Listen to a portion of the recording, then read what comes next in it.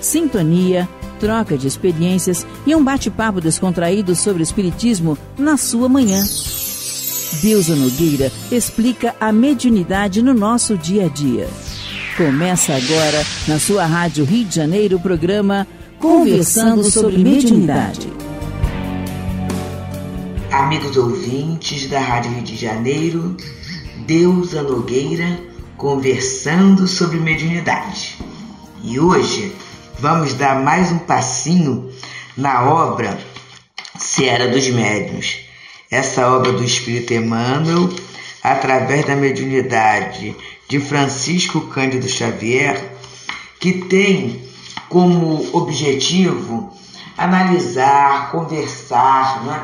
Levar a gente a meditar um pouco acerca de determinados temas de O Livro dos Médiuns. E hoje estamos no capítulo 27. Esse capítulo 27 fala sobre as contradições e mistificações. E no item 10, Kardec faz uma pergunta aos espíritos. As doutrinas errôneas que podem ser ensinadas por certos espíritos não têm por efeito anular, retardar o progresso da verdadeira ciência. Olha só, meus amigos, porque é muita doutrina errônea, não é? E quando a gente fala errônea, a gente não está falando que esteja aquela que contradiga a doutrina espírita, não. Mas determinadas falas, determinados procedimentos, determinadas sugestões que até embaraçam a vida do povo, a saúde do povo. Nós tivemos agora há pouco tempo, né, mas ainda continua, o movimento anti-vacina.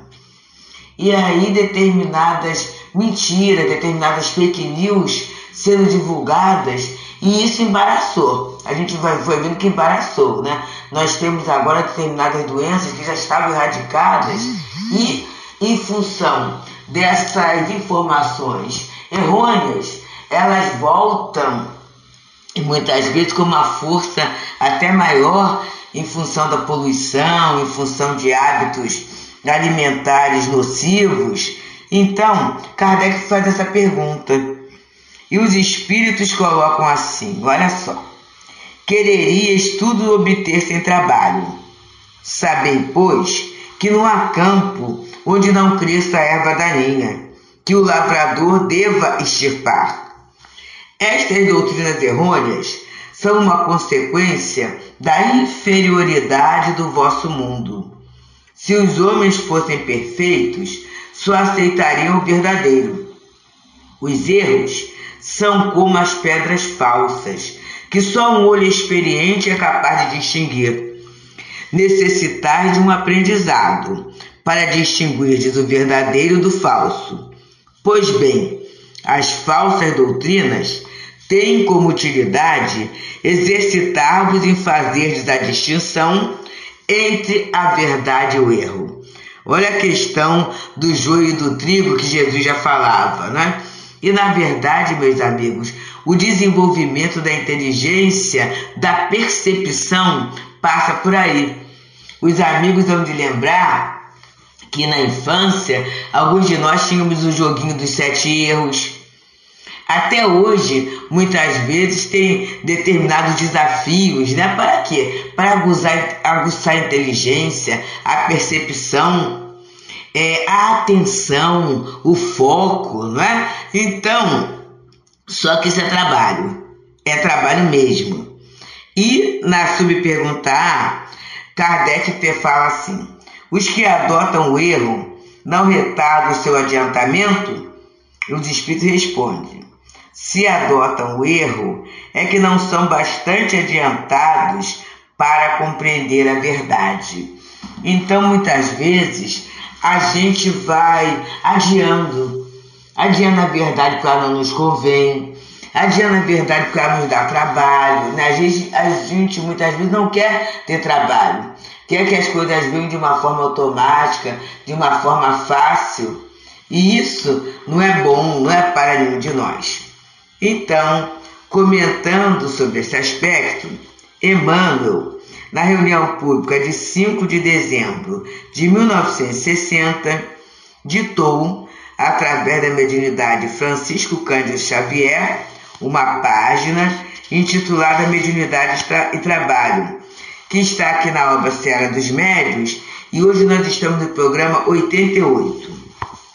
E ele diz assim: diante das obrigações naturais que a mediunidade impõe em sua prática, muitos companheiros trazem à baila desculpas diversas que lhe justifiquem a fuga, embora demonstre vivo interesse na aquisição de poderes psíquicos. É interessantíssimo, meus amigos, porque assim, o chamado poder psíquico, a faculdade, não é, de curar, de consolar, de esclarecer, de divulgar, de ver os espíritos, né, de ouvir os espíritos, é muito comum a pessoa querer ter. Ela quer conquistar isso. E aí ela vem à casa espírita.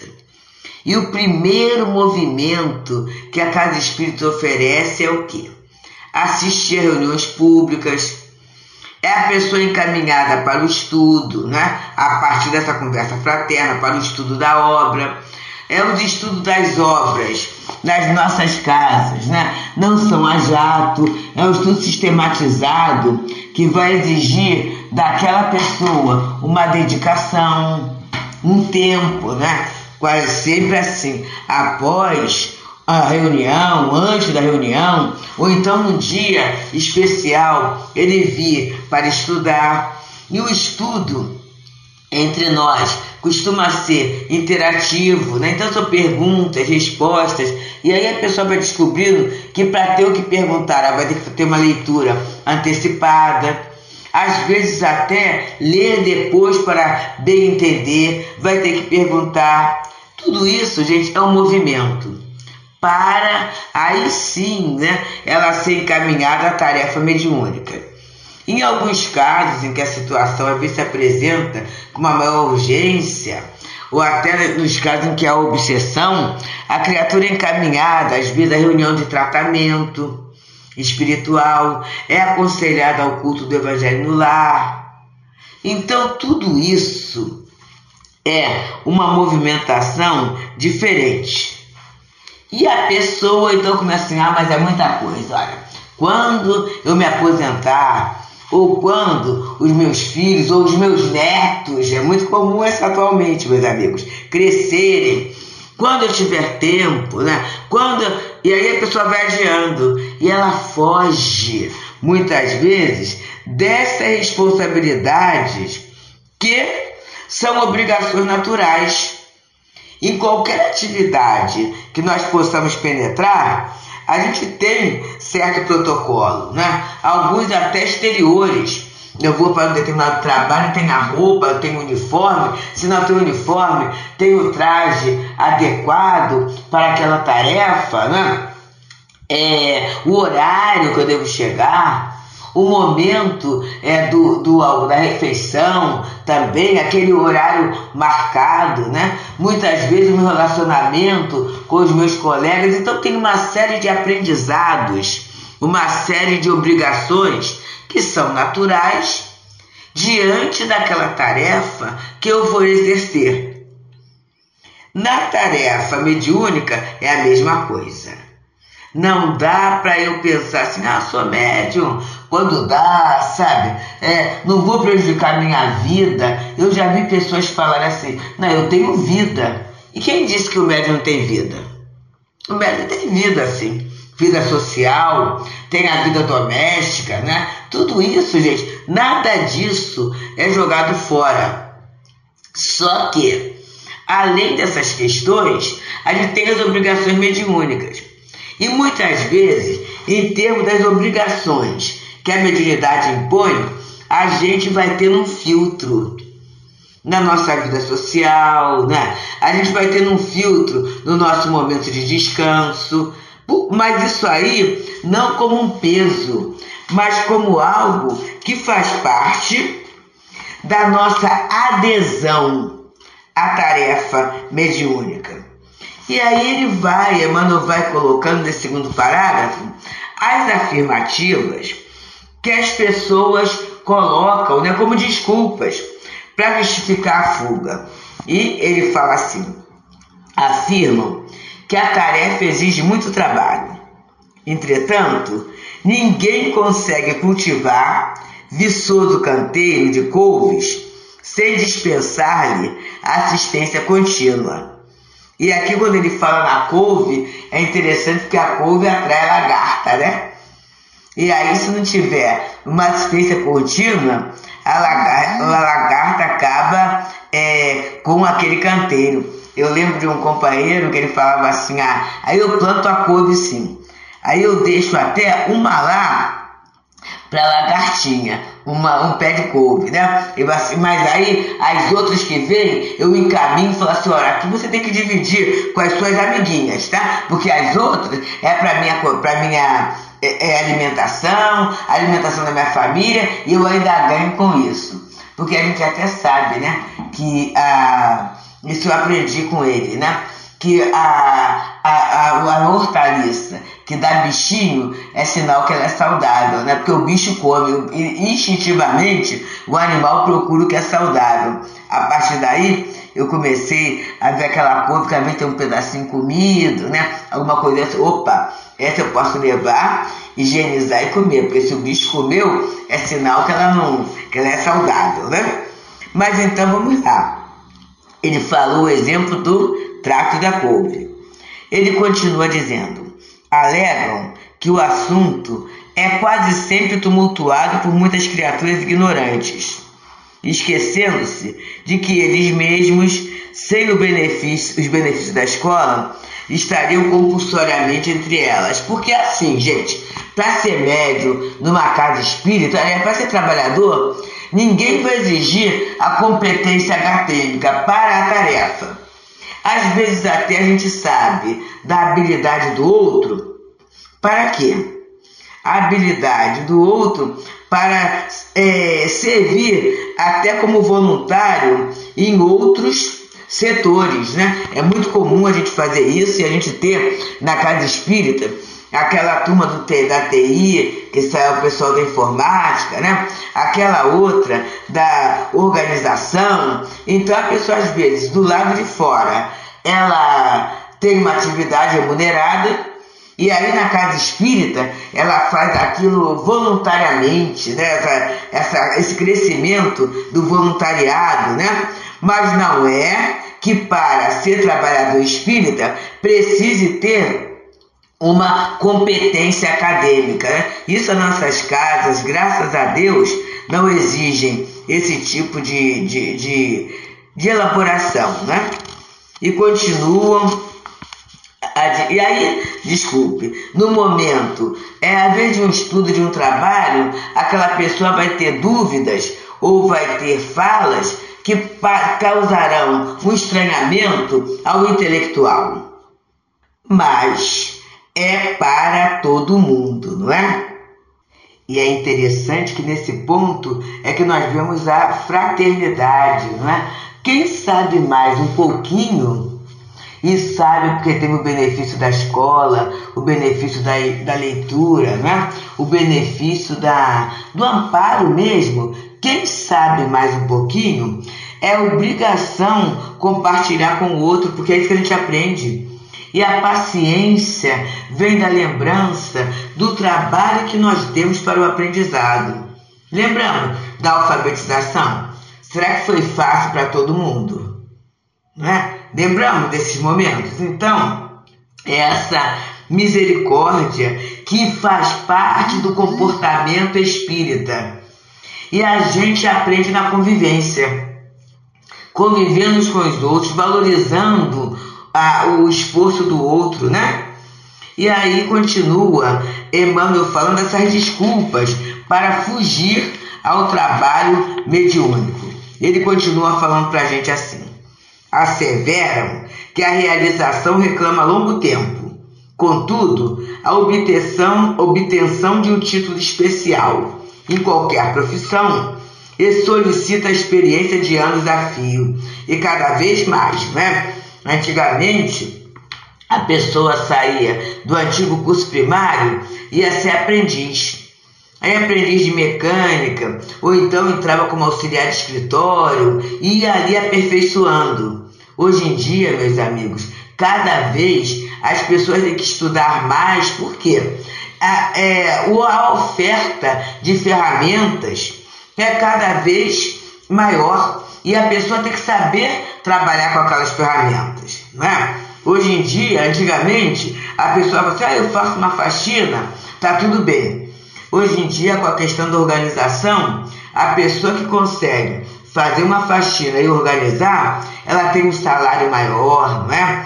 E acaba tendo uma preferência maior. E a gente sabe, por pesquisas, que a questão do emprego, enquanto instituição, ele tende a acabar.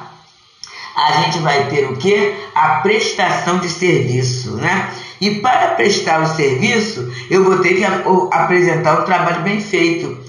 Porque se eu apresentar um trabalho de qualquer jeito, daqui a pouco eu não terei mais a possibilidade, né, daquele cargo, daquela colocação. E continua Emmanuel falando, queixam-se de que o serviço atrai o sarcasmo de muita gente. Mas se o homem foge de semear, porque a lama da gleba lhe macule superficialmente os braços, ninguém lavraria a terra. E aí é aquilo, né? Eu adoro planta, mas não quero estragar minhas unhas feitas. Então sai disso, né, gente? Eu adoro cozinha, mas não quero que a minha mão, né, sofra um cortezinho, ou a pele fique às vezes um pouco mais áspera, ou até mais fininha. Então, é outra tarefa que eu tenho que conseguir. Por quê? Há tarefas que exigem mão na massa. E quando eu coloco a minha mão na massa, ficará na minha mão algum resquício, alguma impureza ou não, né, daquela massa que eu estou trabalhando. E aí continua Emmanuel dizendo, clamam que a obra grava pesados de tributos de indisciplina. No entanto, apagado trapezista, para impressionar favoravelmente num parque de diversões, é compelido a ginástica e exercícios incessantes. É interessante que agora, né, eu creio que são poucos os circos, são poucos os parques de diversões que têm esse tipo de atração. Ainda existem, bem poucos. Mas, e nós vivemos aqui na cidade do Rio de Janeiro, é muito comum em sinais de trânsito, a gente vê desde jovenzinhos até adultos oferecendo alguma coisa. Desde aquele que faz acrobacia com limãozinho, com limão, né? E aí quanto mais hábil ele é, a gente sabe que recebe aplausos e às vezes recebe um dinheirinho, até pessoas que colocam fios, né? Que usam malabares, uma série de situações assim para impressionar o público. Para quê? Para ganhar. Só que, e a gente vê muitos estrangeiros, né, que às vezes vêm tentar a vida aqui no Brasil e às vezes não conseguindo aquele emprego, aquela promessa, né, ou aquele sonho que ele trouxe na sua mente, ele vai fazer isso. Mas para apresentar naqueles minutinhos a sua habilidade, ele tem que ter treino. E aí, continua Emmanuel a nos falar. Dizem que o mandato pede excessiva renúncia.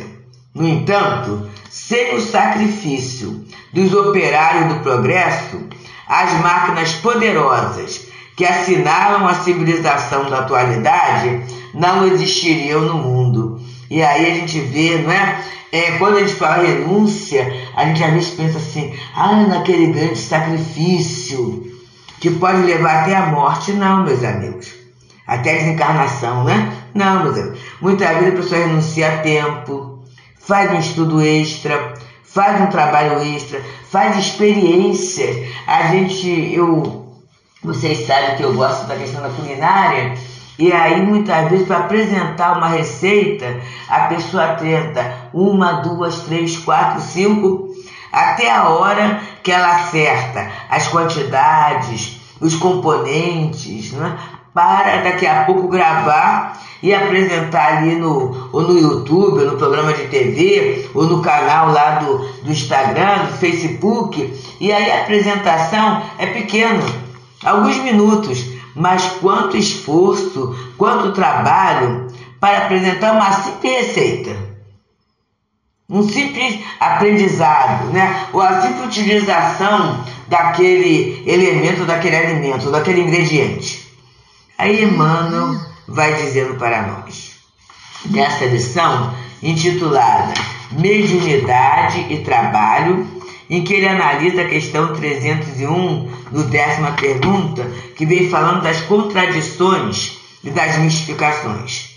Ele diz: não admitas possa haver construção útil sem estudo e atividade, atenção e suor. Olha só, gente, não vamos admitir que haja alguma construção útil sem isso. Estudo para eu saber o que eu estou fazendo, mas atividade para eu saber se eu sei mesmo, né? Atenção, eu vou precisar ter foco. Eu vou precisar ter foco. E o suor é o trabalho. É o trabalho. E com certeza o trabalho, ele gasta uma coisa chamada energia. Isso faz parte até da lei da física. Continua Emmanuel. O diamante é habitualmente retirado de terreno agressivo. Humilde folha de alface, para servir anônima, cresce fazendo força.